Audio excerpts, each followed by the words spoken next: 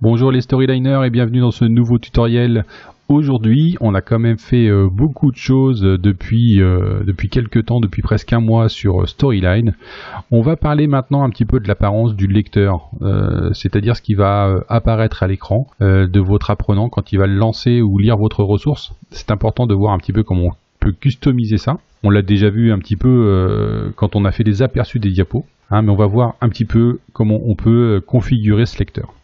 Donc on va pour ça dans le bandeau du haut de notre logiciel préféré, Storyline, et on va cliquer ici sur le bouton lecteur. Ça va nous ouvrir une nouvelle fenêtre dans laquelle on va voir en partie centrale l'apparence que va prendre notre ressource quand on va la publier pour qu'elle soit consultée. Donc on voit qu'ici on a une grosse partie avec au centre notre module et sur le côté un menu. Cette apparence là, c'est le lecteur moderne de Storyline. Storyline propose deux lecteurs. Le moderne qui est ici. Et si on va ici dans style du lecteur, on peut choisir le classique. Le classique qui est, voilà, c'est au choix de chacun, mais qui n'est pas forcément super graphiquement top. L'inconvénient de ce menu classique, c'est qu'il n'est pas responsive, contrairement au menu moderne. Donc on va revenir sur le moderne et c'est de celui-là dont on va parler aujourd'hui. Le menu moderne, on voit que on a une partie centrale où on a notre module qui va s'afficher et on a plusieurs choses qui sont ici sur notre menu. Tout ça, c'est configurable dans cette interface. On va venir voir un petit peu du côté des fonctionnalités. Ici, on voit qu'on a accès à les onglets du lecteur. Ici, dans ma barre latérale qui se trouve là, je peux afficher le menu, le glossaire, ou les commentaires. Ce sont des choses que je peux désactiver, tout bêtement. On pourrait vouloir, par exemple, que notre ressource soit complètement à l'écran et qu'on n'ait pas tout cet habillage autour. Ça, on peut le faire, mais seulement avec le lecteur moderne, et c'est quelque chose que j'aime utiliser quand on va sur menu et contrôle dans le menu, enfin dans la barre du haut.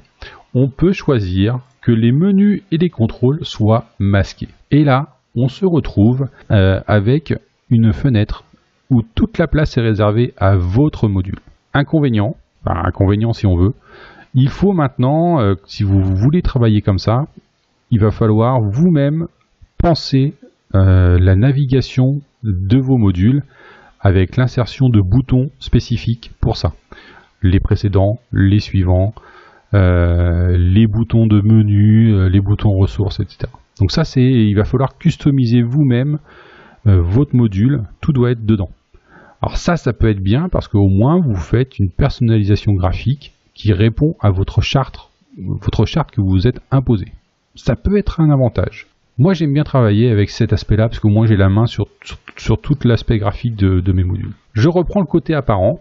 Donc ici, on revient sur les fonctionnalités. Voilà, j'ai enlevé un petit peu tout ce qui était barre latérale, menu, glossaire, commentaire. Et puis ici, on peut même enlever les ressources. Alors, à quoi ça sert? Le menu. Le menu, il vous affiche ici tous les noms des diapositives que vous avez dans votre module. Ce menu, si je descends un petit peu, je peux venir mettre cette barre latérale à gauche ou à droite. C'est à vous de choisir. Le glossaire, si je clique dessus, les champs glossaires, je peux venir ici, dans le menu en haut glossaire, et venir ajouter des termes à mon glossaire. Ils vont apparaître dans cette fenêtre ici, dans cette liste. Je reviens sur mes fonctionnalités. Je peux afficher les commentaires. Alors ces commentaires, ce sont les commentaires que l'on met dans nos diapositives.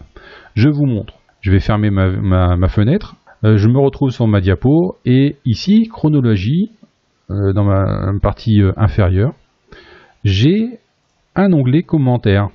Alors j'ai rempli ici test des commentaires pour vous montrer un peu ce que ça donnait.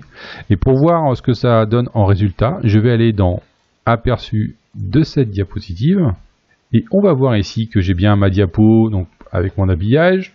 Et si je clique sur commentaires, j'ai test des commentaires. Voilà. Donc vous pouvez commenter vos modules, les diapositives de vos modules, et activer l'affichage des commentaires, ce qui permet à votre apprenant d'avoir un complément qui vient de vous, qui permet d'expliquer un peu ce qui se passe sur la diapo, en tout cas sur la ressource pédagogique, c'est quelque chose qui vient en plus. On va fermer l'aperçu. Je reviens sur mon lecteur. Hop. Ressources. Alors ici, ressources, c'est intéressant. On peut venir via le petit menu ici, ressources, insérer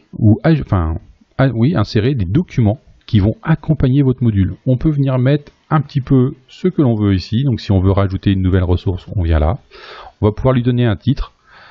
Peut-être mettre une URL une adresse web qui va emmener vers un autre site qui va donner du complément pédagogique. Ou alors, on va pouvoir ajouter carrément un fichier. Alors ça aussi, c'est pas mal. On peut venir ajouter, par exemple, un guide au format PDF de votre ressource, ou alors un référentiel qui viendra compléter votre ressource pédagogique ou qui va montrer sur quoi s'appuie votre ressource pédagogique. Et ça, ces ressources, on peut en mettre autant que l'on veut. Attention, hein, ça va alourdir la taille de votre module, bien évidemment. C'est à prendre en compte aussi.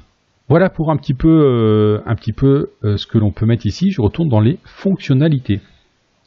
Évidemment, on peut ajouter un titre à notre menu. Ici, j'ai marqué variable, mais je peux également l'enlever. Alors ça aussi, c'est pas mal. Il y a une chose qui est intéressante si vous travaillez aussi avec le menu. Vous avez vu, ça prend quand même beaucoup de place sur la ressource. Ce que l'on peut faire, c'est réduire la barre latérale au lancement du module.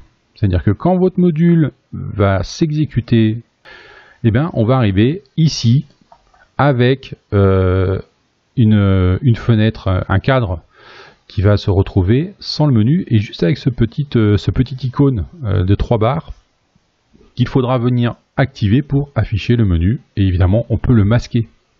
Alors ça aussi, c'est pratique.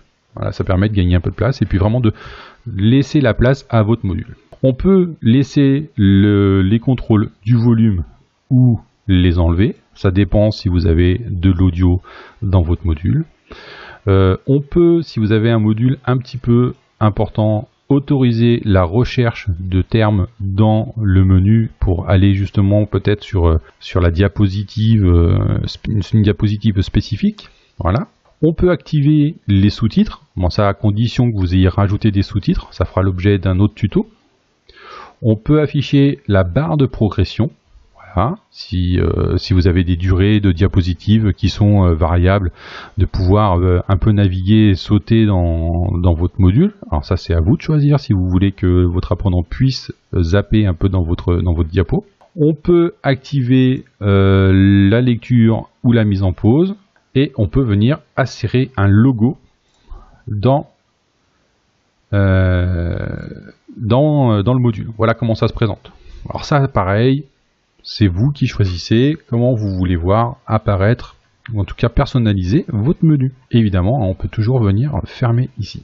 Sur la barre de progression, on peut autoriser l'utilisateur à naviguer la barre de progression, ou mettre la barre de progression en mode lecture seule. Donc ça permet vraiment à l'utilisateur de voir où est-ce qu'il en est dans son déroulement de diapo, est-ce qu'il en est pour 10 minutes, 5 minutes, voilà. Et à la fin de la lecture, on peut autoriser, se dire que voilà, quand c'est en train de lire, je peux pas zapper, mais une fois que j'ai lu ma diapo, je peux revenir me repositionner dedans comme je veux. Maintenant, on peut venir customiser ce menu. Alors ici, je vais venir sur le menu. Voilà. Je peux, par exemple, déplacer, voilà, réorganiser mon menu. Bon, je peux le faire, c'est à vous de voir. Voilà, je peux venir renommer mes diapos directement ici. Donc ça veut dire que si à un moment donné dans votre projet vous avez laissé une diapositive sans titre et que vous l'avez pas vue, ça peut arriver, directement dans le menu plutôt que de revenir dessus et de changer. Bon, vous pouvez faire un changement directement dans ce menu ici. Si vous avez renommé une diapositive mais que vous n'êtes pas satisfait du titre, vous pouvez venir le renommer ici dans le menu sans avoir à changer dans votre projet. Voilà. On peut venir changer ici le niveau des titres si vous voulez que tout soit aligné. Et puis ici, on peut laisser une navigation libre, restreinte, c'est-à-dire qu'on ne va pas pouvoir aller dessus, ou alors verrouiller. Ça veut dire qu'on ne va pas pouvoir cliquer sur les menus pour naviguer librement dans nos diapos. Bon, il y a plein de petites options d'apparence. Et voilà comment ça fonctionne au niveau du menu. Ici, ce petit bouton permet de réinitialiser le contenu du menu pour revenir avec un menu tel que c'est décrit en fait dans l'ordre de vos diapositives et de votre projet. Si des fois vous avez un petit peu trop bougé l'ordre des menus et l'ordre des titres de vos diapos. On peut venir ici changer les couleurs. Alors attention, on a peu de choix par rapport au lecteur classique. On a peu de choix sur les couleurs. On peut avoir une couleur sombre, une couleur claire. Voilà, moi j'aime bien la couleur sombre. Les couleurs d'accentuation, ici voilà, on peut venir les changer. D'accord. Voilà, et ça c'est à vous de voir comment vous voulez customiser ça. La police du lecteur, voilà, vous pouvez faire en sorte qu'elle corresponde un petit peu à ce que vous avez déjà créé dans votre module pour que ce soit cohérent par rapport à ce que vous avez fait. Voilà, c'est pas une question de cohérence, c'est plus une question d'aspect graphique. Voilà, vous avez la taille de la police du lecteur, la police des sous-titres, et la navigation ici, vous voyez, au niveau des boutons, je peux choisir soit avec icône, soit avec icône et texte. Ici, c'est juste pour la navigation, ou alors seulement avec le texte. Voilà, bon ça c'est à vous de voir. Moi j'aime bien le côté icône, c'est plus sympa. Donc voilà un petit peu pour tout ça. Hop, on revient sur les fonctionnalités. C'est assez c'est assez rapide à configurer. Moi ce que j'aime bien, généralement ça dépend un petit peu des modules, hein. Mais j'ai rarement de commentaires sur mes diapos. Le glossaire, ça peut être intéressant. Les ressources aussi. Et j'aime bien venir réduire le menu au lancement. Ça, c'est quelque chose qui est intéressant quand on lance un module. De pas tout de suite lancer le menu. Mais ce que je préfère vraiment, moi, c'est ne pas avoir de contrôle. Bon, voilà. C'est un choix en fonction de ce que vous voulez faire. On a d'autres petites options ici. Ici les étiquettes de texte. Voilà, si vous voulez changer les étiquettes qui sont préconfigurées dans Storyline. Moi personnellement, il n'y a pas besoin j'ai jamais eu besoin de venir changer ça. Voilà. Dans autres, alors ça peut être bien aussi, selon comment vous utilisez vos modules après quand ils sont en ligne. On peut ouvrir le lecteur dans une nouvelle fenêtre. Alors ça c'est bien si vous avez, si vos modules sont déposés sur un LMS. Voilà, quand on va cliquer pour lire le module, ça va ouvrir une nouvelle fenêtre. Comme ça, quand on ferme le module, on revient dans le LMS. Ça c'est bien aussi. Et puis le reste par contre c'est plus sur le lecteur classique qui lui n'est pas responsive, hein, alors que là le lecteur moderne va lui prendre de toute façon la place qui lui sera donnée par rapport au device utilisé, par rapport au navigateur, etc., etc. Reprendre au redémarrage, si votre apprenant doit quitter le module à un moment donné, quand il va recliquer sur la ressource, il va pouvoir revenir là où il s'est arrêté. Il y a un enregistrement qui est fait automatiquement. Que ce soit du SCORM ou pas SCORM. Voilà, après le texte est lu de gauche à droite et l'accessibilité désactivée de raccourci permettant de passer la navigation. Voilà, il n'y a pas de choses là-dessus de particulier. On peut enregistrer le modèle de lecteur une fois que vous l'avez fait pour pouvoir ensuite le réutiliser sur tous vos modules. Au moins vous avez toutes les mêmes options qui seront appliquées à tous vos modules, les mêmes apparences, les mêmes couleurs d'accentuation, etc. Ça c'est à vous de voir comment vous voulez le faire. Eh bien écoutez, on a passé en revue le lecteur moderne. Je pense que je n'ai rien oublié là-dessus. Après voilà, faites des essais en fonction de certaines coches, en fonction de ce que vous voulez voir apparaître. Peut-être que vous préférerez que le menu soit tout de suite déroulé avec un logo de l'entreprise ou votre logo à vous qui sera présent sur votre module. C'est à vous de voir. Voilà pour ce qui est du lecteur moderne. On va finir ce tutoriel là-dessus. Je vais passer après à l'étape suivante, c'est-à-dire la publication, parce que voilà, on a fait des choses depuis maintenant presque 17 tutoriels. On est maintenant 100 abonnés sur la chaîne, et ça je vous remercie pour les abonnements. On est à peu près à plus de 1000 vues pour tout ce qui est tutoriel, et ça aussi ça fait plaisir. J'espère que ça continuera comme ça. Je vais continuer moi de mon côté à faire les tutos. Vous avez vu, j'ai un petit peu ralenti le rythme.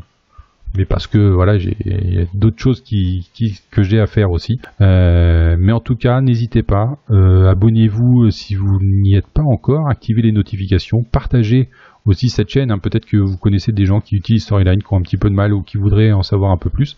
J'espère que je pourrai les aider à utiliser ce logiciel qui permet de faire des choses vraiment très bien.